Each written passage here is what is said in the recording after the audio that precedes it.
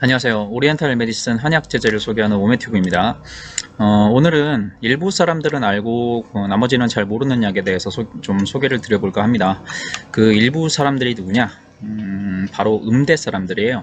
음대 사람들은 입소문으로 다 알고 있더라고요. 특히나 그 성악과 같은 사람들, 아니면 뭐 목소리를 많이 써서 이제 목이 잘 쉬는 사람들 있잖아요. 뭐 따지고 보면 엄청 많죠. 성우분들, 가수분들, 판소리 하시는 분들, 뭐 노래방 많이 가시는 분들, 하루 종일 쉴 새 없이 말하는 선생님이나 강사분들, 뭐 등등 이런 분들은 사실 많은데 유독 음대 쪽에서만 이 약을 알고 나머지는 잘 모르시더라고요.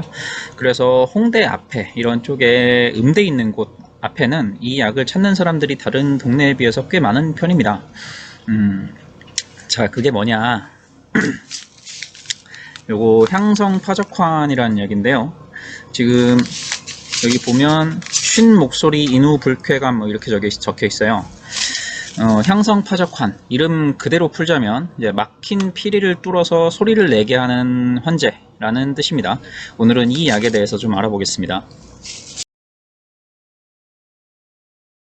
이 처방이 수록된 원전, 그러니까 옛날 책, 이제 만병회춘이라는 옛날 중국 책인데요.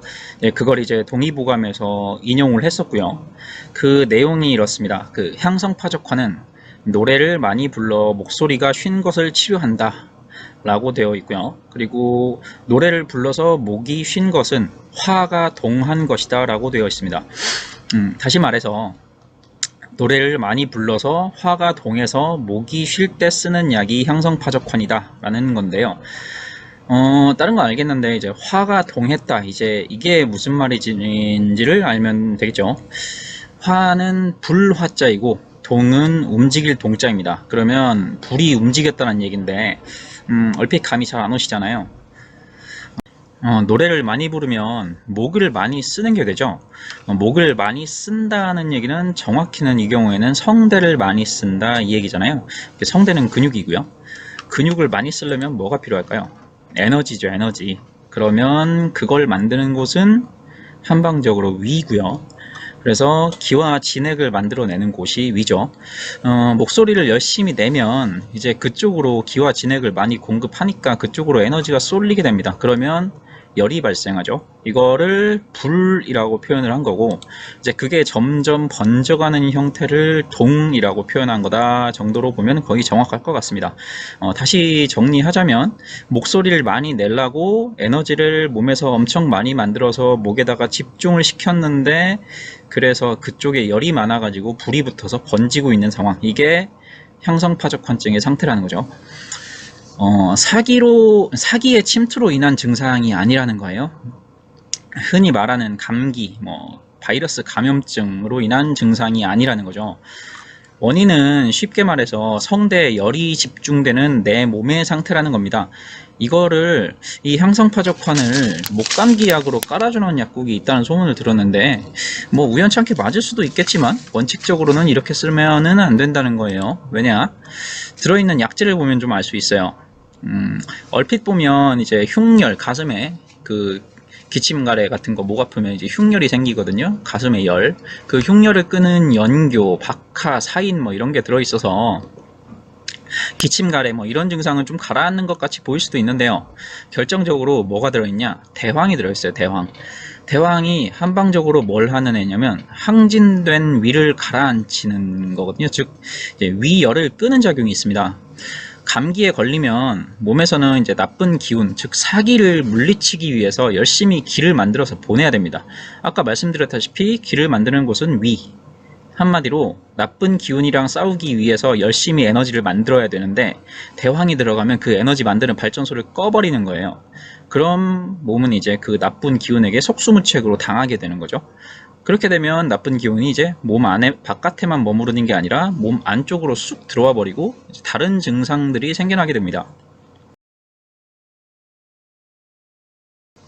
그리고 원래 향성파적환에는 뭐가 들어있냐? 계란이 들어있어요, 계란. 근데 한약 제제로 나오는 거에는 계란이 빠져 있습니다. 계란을 넣으면 훨씬 빨리 상하나 봐요. 그래서 계란이 안 들어있는데, 원래 목 쉬면 이제 날계란 탁 까가지고 그래서 쭉 빨아먹는 이제 민간요법이 있잖아요. 계란은 이제 한방적으로 진액을 강하게 보충해주는 약재로 쓰이고 있습니다. 성대에 열이 너무 많이 발생을 하면 그 열로 인해서 진액이 말라요. 그래서 그 진액을 보충하기 위해서 계란을 넣는 거거든요.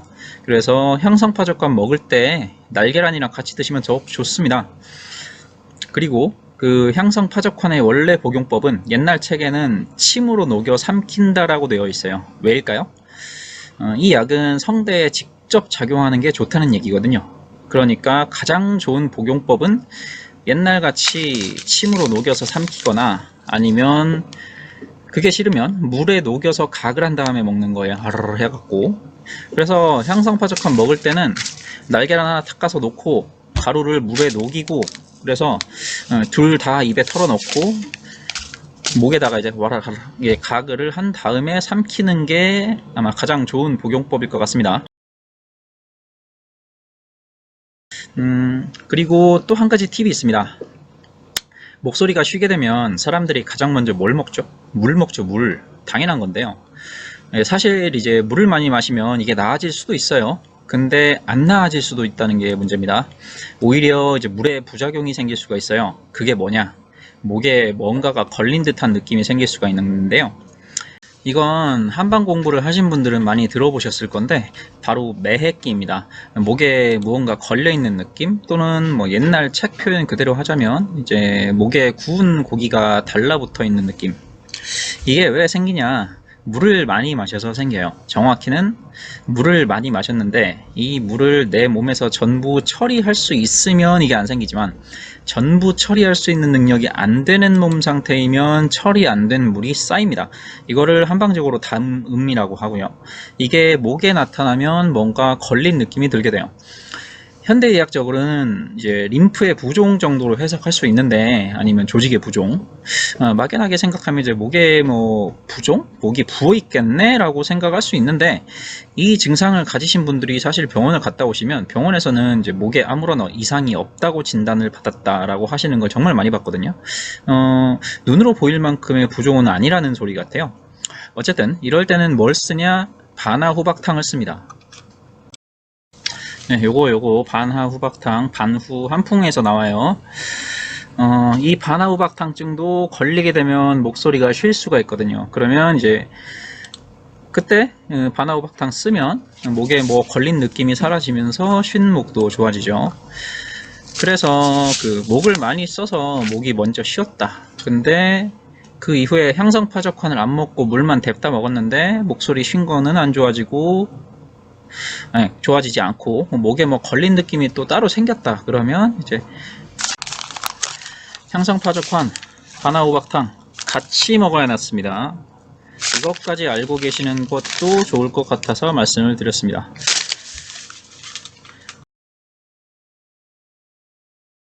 오늘 내용은 사실 엄청 대중적인 건 아닌데요.